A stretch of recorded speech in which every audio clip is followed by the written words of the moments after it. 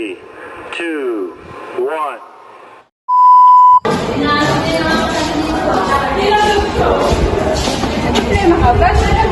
Baka naman ang mga video, wala mo akong magagawa ka. Alam mo, okay lang yan. Teka sandali, kinakailangan nga pala namin gumawa ng tula. Makagawa na nga? Ano ang suot mong maskara upang tunay mong pagkatao ay hindi makita? Ito ba ay maskara ng kabaitan na siyang ihaharap mo kaninuman?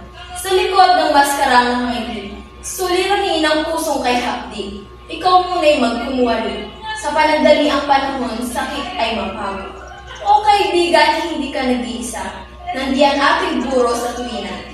Hindi mo kailangan ng maskara. Katauhan at pag-uugali mo ay kanilang nakikita. Nariyan upang hubugin, kabutihang panlahat ay payayabungin. Upang maling gawin na kasanayan, Mga atula, sa next day, chika ako. Ayun naman yun. Talaga ako, anong nalalaman mo? Magandang umaga. Magandang umaga rin. Nais ko sanang magtanong. Maaari ko. Nais ko po malaman kung saan po dito banda ang daw.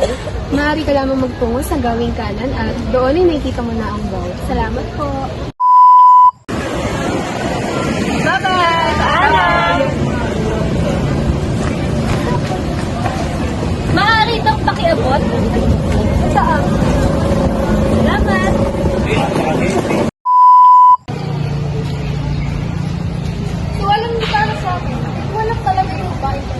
Kasi ang pagkakapantay-pantay ng kasarian ay nangangahulugan na ang mga babae at mga lalaki ay may pantay na karapatan at responsibilidad sa lipunang kanilang kinabibilangan. Tama. Hindi ako agree.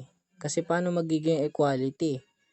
Example, sa LRT, palagi na lang lalaki ang nagbibigay ng upuan o pwesto sa mga babae. Kailan kayo makakakita ng babae na nag-aalok ng upuan o pwesto sa mga lalaki? Hindi totoo yan. Equality. Ano ba to? Uy, Ate Maya!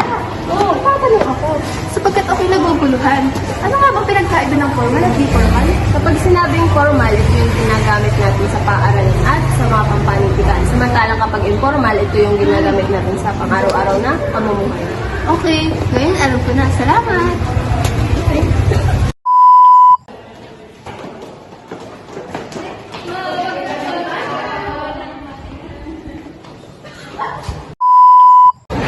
Hey, Bes! Ano ba yung Bes? Ano yun, Bes?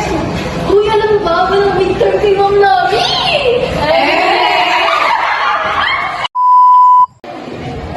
Okay, class. Ano nga bang ugnayan ng wika at lipunan? Para sa akin, malaki ang ugnayan ng wika at lipunan dahil sa pamamagitan ng ating kapwa, mas dito tayo ng hubog bilang isang tao. Ayun nga po, nagkakaugnay sila dahil nga yung lipunan ay umuusbong dahil sa lahat. Ang wika at lipunan ay laging magkatugma at kahit kailan ay bawal maghiwalay dahil dito ay umuusbong ang parehas ng lumo. Oh, yan naman yun! Talaga kung ano na nalalaman mo. Ano, ay naman.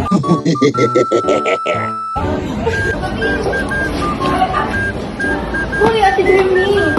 Ate Jeremy! Ay! Yung mga atula, sinitch-itching.